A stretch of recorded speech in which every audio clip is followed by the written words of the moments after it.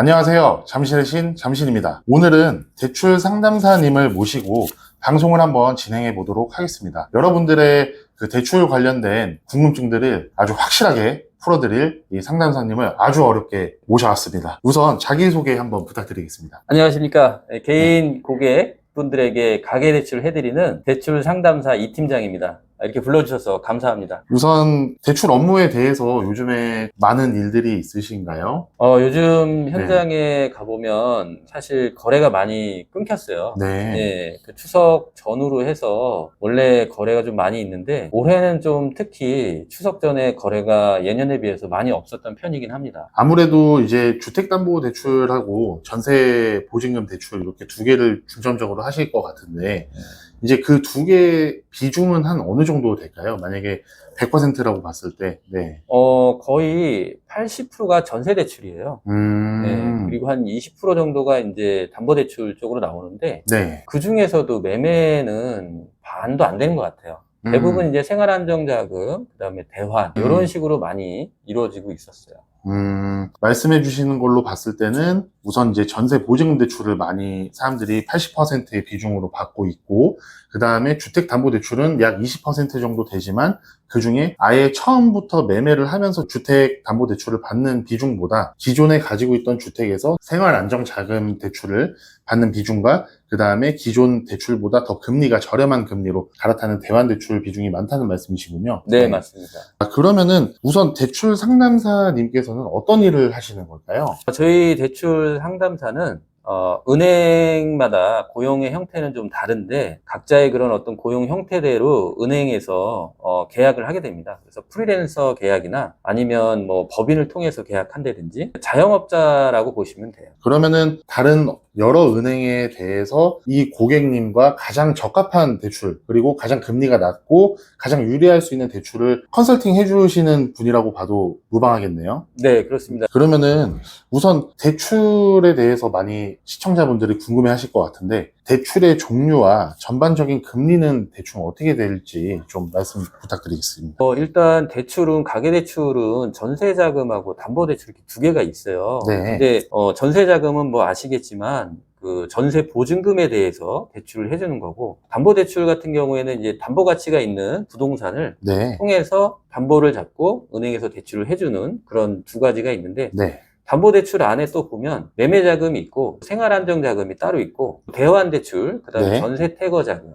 요즘에는 이제 역전세 대출이라고 해서 유리한 제도도 좀 나오긴 했습니다. 그러면은 전반적으로 전세자금 대출의 금리와 주택담보대출의 금리가 사람마다 천차만별이긴 하겠지만 금리가 한 어느 정도 수준으로 나올까요? 요즘 같은 때는 전세자금 대출이 훨씬 저렴하죠. 4% 초반대 네. 이 정도로 보시면 되는데 네. 이제 정부에서도 전세자금을 굉장히 이제 주목하고 있어요. 네. 왜냐하면 서민들을 위한 자금이기 때문에. 네네. 그래서 전세자금의 금리에 대한 규제가 굉장히 많이 있어요. 그래서 많이 올릴 수 없는 그런 구조를 가지고 있고 반면에 이제 주택담보대출에 대해서는 요즘에는 4.5% 전후로 봐야 될 것 같아요. 네. 예. 그러면은 주택담보대출이 전세자금 대출보다 약간 한 0. 몇 % 정도 살짝 높다 이렇게 보면 되는 걸까요? 그렇죠. 네. 지금은 차이가 많이 났어요. 또 그 전에 우리가 이제 말씀드릴 때보다도 지금은 조금 더 차이가 많이 나고 있어서. 네.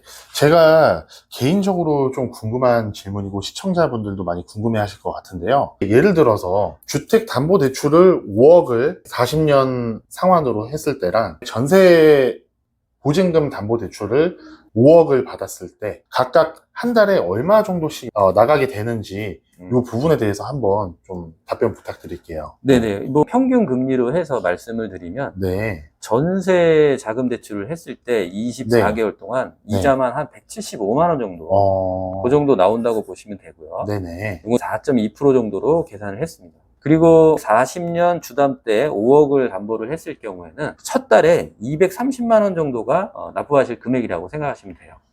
그 중에서 원금이 37만 원, 이자가 187만 원, 그 정도가량 나올 거라고 예상을 하시면 될 것 같습니다. 자세한 거는 대출 계산기나 네이버에서 네. 대출 이자 계산하면 나오거든요. 거기서 자세히 보실 수 있어요. 이제 그렇게 보시거나 아니면 궁금하신 분들은 여기 밑에 그 설명 대출 상담사님 전화번호를 올려놨으니까 그쪽으로 전화하셔서 문의해 보셔도 좋을 것 같습니다. 다음 질문으로 앞으로 금리의 추세가 어떻게 될지, 어저께 FOMC 회의가 있었는데 미국 기준 금리는 동결되긴 했지만 앞으로 한 차례 더 올린다는 뉘앙스를 풍겼어요. 이 한국에서도 미국의 영향을 많이 받을 텐데 앞으로의 추세가 어떻게 될지 궁금합니다. 사실 그 부분은 누구도 네. 알 수는 없지만 전문가분들의 얘기를 빌어서 얘기를 하면 네. 원래는 최근까지는 동결이 될 것이고 내년에는 인하까지도 바라볼 수 있다 이렇게 전망을 하셨는데 네네.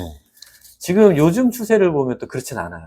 네, 왜냐하면 미국에서 그런 내용들을 봤을 때는 참 불안한 시장인 것 같아요. 내년에 올라갈 것이다, 떨어질 것이다. 그 부분은 정확하게 예견해서 말씀드리기는 좀 쉽지 않은 상황입니다. 그러니까 결론적으로 미래의 일은 신의 영역이기 때문에 감히 예측해 볼 수는 없으나 이제 대체적으로 금리가 이제 거의 동결이 됐고 앞으로 내년에는 떨어질 것이라고 예상을 했는데 요즘의 분위기가 약간 매파적인 발언이 나오면서 좀 시장이 약간 뒤숭숭한 것 같습니다. 그래도 예전처럼 뭐 자이언트 스텝으로 몇 차례 갑자기 단기간에 올리거나 이런 일은 없다고 보시는 거죠? 그렇죠. 네. 그렇게 되면 세계 경제가 너무 휘청이기 때문에 쉽지 않은 선택인 거고, 추가로 좀 말씀을 드리면 우리가 이제 한 3, 4년 전에 2%대 금리를 쓰고 그랬잖아요. 네. 근데 그런 일은 이제 앞으로는 없을 것 같다. 저희 그 업계에서 하는 얘기가 대부분 그렇게들 동의를 하시더라고요. 연령대나 각 계층 그룹별로, 그러니까 뭐 예를 들어서 신혼부부라든지 아니면 저소득층이라든지 이렇게 추천해 주실 만한 대출 상품이 좀 있을까요? 연령대에 따라서라기보다는 네. 소득에 따라서 조금씩 다르거든요. 네. 뭐 예를 들면 네. 전세자금 경우에는 버팀목 전세자금이라고 있어요. 네. 그게 금리도 가장 저렴하고요. 네. 예, 뭐 싸게는 한 1.9%에 오. 가깝게 쓸 수 있는 그런 전세자금 대출도 있어요. 근데 이제 그런 전세자금이 네. 조건이 굉장히 까다롭습니다. 네, 예를 들면 부부 합산 6천만 원을 넘으면 안 된다. 이런 기준들이 있어요. 보증금은 4억을 넘으면 안 된다. 이런 기준들이 있다 보니까 웬만한 그 서울에 있는 아파트를 전세를 가고 싶으면 네. 사실은 좀 쉽진 않아요. 네. 또 담보대출 같은 경우에는 디딤돌 대출이라고 있어요. 돌 그렇죠. 대출 같은 경우에도 버팀목이랑 같이 네. 부부 합산 소득을 보기 때문에 네네. 그것을 최고로 땡겨봤자 쉽지 않다. 그렇게 좀 말씀드릴 수 있을 것 같습니다. 네, 그러면은 디딤돌도 버팀목과 비슷하게 한 1.9% 정도가 될까요? 이거는 개인에 따라 좀 틀린데요. 네. 내년에는 아마 좀 더 저렴한 대출이 나온다고 예고가 되어 있어요. 신생아 특별 공급이라고 해서 신생아를 출산했을 경우에 1.6%부터 시작하는 대출이 나온다고 합니다. 그 신생아 특례 자금은 제가 알아본 바에 의하면 네. 시세가 9억짜리도 가능해요. 기존의 디딤돌 대출은 6억까지밖에 안 해줬거든요. 네. 그렇군요. 그러니까 9억짜리라고 하면은 서울에 뭐 중심부는 아니더라도 외곽 쪽의 아파트를 얻을 수 있는데 굉장히 큰 도움이 되죠. 지금 제가 알기로 특례 보금자리론도 KB 시세와 그 매매 가격에 둘 다 9억 이하일 때만 받을 수 있는 상품이었는데 그것도 지금 일반형은 끝나고 우대형만 지금 남아있는 상황으로 제가 알고 있거든요. 근데 9억이 되더라도 이 디딤돌 대출보다 더 유리한 금리인 한 1.6%대로 신생아 대출 이거를 나온다고 하니까 이거 굉장히 꿀팁인 것 같습니다. 네, 내년에 시행을 한다고 하니까 아마 올해 말 정도 되면 구체적인 내용들이 좀 전달이 될 것 같아요. 각 대출 상품별로 주의사항이나 또는 성공 및 실패 사례 같은 것들. 그러니까 예를 들어서 대출을 받았다가 어떤 낭패를 봤다든지 아니면 더 좋은 상품으로 대환이라든지 성공한 사례들 이런 것들을 말씀해 주시면 좋을 것 같아요. 네, 몇 가지만 좀 말씀드리면 주의사항 중에는 전세자금 같은 경우에는 부수거래를 많이 알아보시는 게 좋을 것 같아요. 은행에서 우대금리를 적용을 해주거든요. 근데 은행들마다 부수거래의 가지수가 많게는 7가지부터 적게는 3가지까지 있는데 본인이 접근할 수 있는 부수거래를 찾아서 하시는 게 가장 유리하세요. 그런 부분들도 상담을 해보시면은 어느 정도 윤곽이 드러나게끔 잘 도와드리실 수 있는 거잖아요. 그렇죠. 그러니까 뭐 예를 들어서 신용카드를 사용한다든지 주거래 통장을 만든다든지 뭐 부분들 급여 통장을 만든다든지 뭐 그런 부분을 말씀하신 것 같은데 부수 조건들을 넣어서 금리를 최대한 떨어뜨리게 또 이렇게 도움을 주시는 부분이고요. 그리고 네. 담보대출 같은 경우에는 네네. 좀 안타까운 것들이 네. 대환을 알아보지 않으시는 분들이 꽤 있으세요. 왜냐하면 뭐 현재 금리가 싸서도 있을 수 있지만 네. 금리가 높은데도 불구하고 본인이 대출 받는 과정이 워낙에 힘들었기 때문에 네네. 다시 그 과정을 겪어야 된다고 생각하시는 것 같아요. 아, 그러다 보니까 알아보지 않으시더라고요. 그래서 지인분들이 연락이 오셔가지고 안내를 해드리면 굉장히 기뻐들 하시거든요. 그래서 그런 부분을 조금 더 적극적으로 알아보시면 조금 더 저렴한 금리로 갈아타시는 게 유리하실 것 같아요. 아, 저도 이제 대환 대출이나 이런 경험들이 조금 있기는 하는데, 그렇게 하니까 제가 내고 있던 그 금액의 크게는 20% 정도가 이제 월 지출이 줄어들더라고요. 그 원리금 나가는 조건에 의해서. 그러니까 여러분들도 그 대환도 적극적으로 한번 알아보시면 좋을 것 같습니다. 그리고 네. 전세자금 같은 경우에는 이제 날짜 갱신하면서 갱신에 대한 그 대출을 문의들이 있으신데 그럴 때 날짜를 조금 조심하시는 게 좋을 것 같아요. 아, 왜냐하면 그럴까요? 예를 들어서 9월 말일까지가 만료예요. 네. 그럴 경우에는 갱신하는 시작일을 9월 30으로 똑같이 맞춰서 가셔야 돼요. 근데 부동산 계약서를 가끔 이렇게 보면 10월 1일로 시작을 하시는 분들이 가끔 계시거든요. 그렇게 됐을 때는 하루가 연체가 발생합니다. 그러니까 말씀해 주신 걸로 보면은 예를 들어서 2021년 9월 30일부터 2023년 9월 30일이 만기인 계약 조건이 있는데 재계약 조건을 2023년 10월 1일부터로 하게 되면은 1일이 연체되는 상황이 발생된다는 말씀이신 거죠? 네, 맞습니다. 그럼 그 부분 굉장히 주의해서 대출을 잘 받아야겠네요. 네. 그리고 요새 대출 분위기가 좀 문의가 더 많아지는지, 또 그리고 문의가 지역별로 서로 다르다면은 어느 지역이 조금 많아지고 어느 지역이 조금 줄어드는 것 같은지 좀 이런 부분을 좀 한번 말씀해 주시면 좋을 것 같습니다. 대출 상담사를 하게 되면 여러 네. 지역에 계신 그 대출 상담사 분들과 이제 네. 커뮤니케이션을 할 때가 많이 있거든요. 네네. 그러다 보니까 그 지역의 특색이나 그 지역의 그런 어떤 상황들을 네. 자세히 들을 수가 있는데 사실은 제가 대출 상담사 이 잠실 지역에서 이렇게 활동을 하다 보니까 제일 먼저 치고 나간 데가 잠실이었어요. 네, 다들 이제 제가 잠실에서 활동을 하기 때문에 다른 상담사분들이 네. 잠실 부근은 좀 어떠냐? 네. 그런데 제가 말씀드린 여기는 너무 지금 활발하다. 활발하고 네. 있어요. 근데 다른 지역의 분들은 거의 찬바람이라는 거죠. 네. 그럴 정도로 이렇게 온도차가 굉장히 심했는데 요즘 같은 분위기에는 전체적으로 지금 거의 전화를 주시면 내년에 매매를 준비하고 싶습니다. 내년에 이사 갈 예정입니다. 그래서 미리 알아보시는 문의 전화가 굉장히 많습니다. 아, 미리 좀 알아보시는 분위기고 지금 송파 잠실 쪽 이쪽부터 해가지고 조금씩 온기가 주변으로 좀 약간 퍼지고 있는 상황이라고 보면 되겠네요. 네. 네. 그리고 대출 관련해서 상담을 하시면서 가장 많이 받는 질문과 그에 대한 답변은 좀 어떻게 될까요?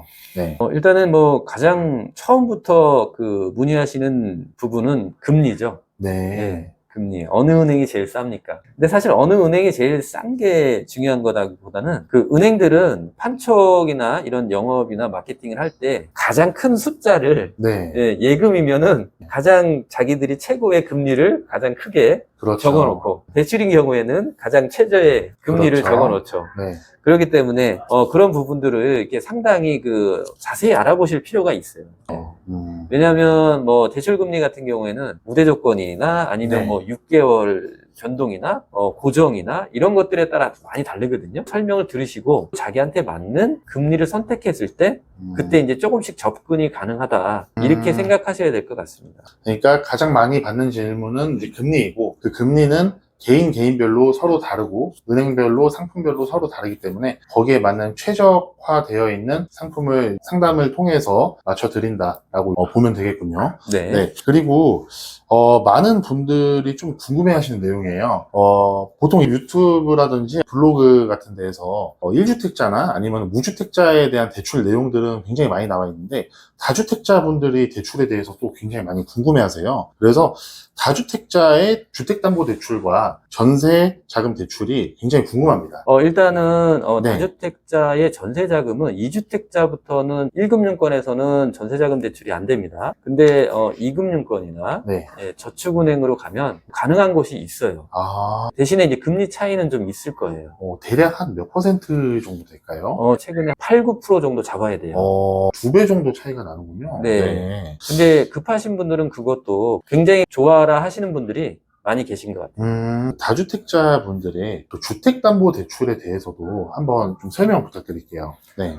다주택자 분들은 일단 그 투기 지역이냐, 네. 일반 지역이냐에 따라 좀 다른데요. 네. 일반 지역일 경우에 LTV가 60%입니다. 투기 지역 같은 경우에는 40%. 그 안에 한도가 나온다. 네. DSR은 모두가 동일하고요. 40%고 네. 요즘에 이제 역전세 대출만 DSR 배제라는 특혜가 좀 있습니다. 역전세 대출 같은 경우에는 DSR을 보지 않고 DTI로 보는 걸로 알고 있는데 맞는 거죠? 네, DTI 60%만 보고 있고요. 역전세 대출은 DSR을 배제하게 된 배경은 정부에서 역전세 대란을 우려를 했었어요. 네. 왜냐하면 문재인 정부 때 임대차 3법이 통과가 네. 되면서 계약갱신 청구권 네. 뭐 이런 것들이 됐지 않습니까? 네네. 그게 진행이 되면서 올해 네. 8월 달부터 전세 대란이 올 것이다. 아. 왜냐하면 계약갱신 청구권이 끝나는 첫 번째 해다. 그래서 전세 대란이 오게 되고 지금 주택 매매 시세가 많이 감소했고 전세가도 많이 감소하는 추세였기 때문에 네. 그런 대란을 예상하고 역전세 대출을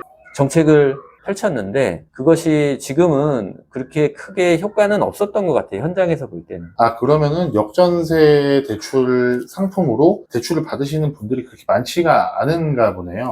역전세 대출로 받으시는 분들은 그 세입자 분들의 사정에 따라서 받게 되는데 세입자 분들이 이제 나가실 때 급하게 나가신다든지 네. 아니면 집주인이 네. 직접 그 집에 거주를 할 경우에 가능합니다. 그러면은 기존 임차인분이 나가시고 주인분이 다시 입주를 할 때 그때 받게 되면은 일반 주택담보대출보다 더 좋은 조건으로 대출을 받을 수가 있겠네요. 그리고 대출 보증기간이 있잖아요. 그 보증기간에 대한 종류와 설명 이런 것들을 좀 부탁드리고 싶은데 특히 잠실은 전세금이 좀 높아서 서울 보증밖에 안 된다고 생각하고 있는데 예를 들어서 이제 전세는 10억이지만 월세로 뭐 한 3억에 300 뭐 이런 식으로 됐을 경우에 보증금에 따라서 보증기간이 어떻게 달라지는지 그리고 조건들이 어떻게 다른지 알고 싶습니다. 일단 전세 자금을 보증하는 기관은 우리나라에 세 군데가 있어요. 네. 한국주택금융공사, 그냥 짧게 주금공이라고 할게요. 그 다음에 도시보증, 네, 도시보증. 도보라고 합니다, 저희는. 그 다음에 네. 서울보증. 서울보증. 네. 두 군데가 있는데, 네. 그 중에서 서울보증이 네. 보증금 제한이 없고 한도가 5억까지 제일 높아요. 그렇기 때문에 잠실에서 전세를 얻으시는 분들은 서울보증이 가장 많이 전세 대출을 받는 상품이고요. 대신에 이제 반전세 같은 경우에는 주택금융공사 거나 도시보증을 이용할 수 있어요. 그러면은 주택 그 주공공과 도시보증 그 두 군데에서는 혹시 서울보증보다 조금 더 유리한 조건이 어떤 부분이 있을까요? 일단 첫 번째 도시보증은 소득 요건이 없습니다. 근데 없다는 말이 조금 민감한 부분이 있어서 그렇게 말씀드리기가 좀 어렵긴 하지만 소득이 없어도 가능합니다. 서울보증 같은 경우는 소득이 없으면은 안 되죠. 이제 주공공이나 도시보증 같은 경우는 소득이 없어도 된다라고 보면 되는 거예요. 도시보증은 소득이 없어도 되고요. 주공공은 재직을 해야 됩니다. 근로. 근로소득이 있으셔야지만 가능합니다. 네. 그러니까 뭐, 보증금이 높다고 해서 이 지역은 서울 보증밖에 안 된다. 이렇게 단편적으로 볼 게 아니라 보증금에 따라서 자기한테 유리한 그 보증 기관을 선택할 수 있게 된다는 그런 이야기로 이해를 하겠습니다. 네네, 맞습니다. 그리고, 한 가지 추가로 좀 말씀드리면, 도시보증은 그 허그라고 해요. 허그에서는 전세 보증금 반환 보증 보험을 가입하게 되거든요. 그렇기 때문에 별도의 보증료가 발생을 합니다. 주공공도 보증료가 발생을 하고요. 그럼 서울보증은 보험료가 발생하지 않나요? 서울보증은 은행에서 부담을 합니다. 은행에서 부담을 하지만 반환 보증이 들어가는 건 아니에요. 그렇기 때문에 보증금에 대한 보험 성격이 없습니다. 대신에 그 반환 보증이 필요한 주택 유형은 아파트에 대해서는 그렇게 크게 위험도가 없어요. 대신에 이제 빌라나 연립 뭐 다세대 이런 데에서 굉장히 좀 필수적으로 하셔야 되는 음. 부분이고요. 서울보증으로 하시는 아파트에 전세로 들어가시는 분들에 대해서는 권리관계를 제대로만 알고 계셔도 크게 위험 부담이 작다고 저희들은 보여집니다. 주금공과 도시보증 상품은 금리가 저렴한 편에 속해요. 아, 그런데 요즘 같은 시기에는 잘 찾아보시면 서울보증 상품도 금리가 저렴한 것들이 꽤 많이 나왔어요. 네. 반환보증은 어떤 거냐면은 우리가 전세 보증금을 못 돌려받게 되면 전 재산을 잃지 않습니까? 그렇기 때문에 굉장히 이 소중하고 신경이 쓰이고 위험이 있으면 정말 불안해서 잠도 못 자는 경우가 많이 있는데 도시보증이라는 국가기관에서 네. 전세 보증금을 대신 받아주겠다.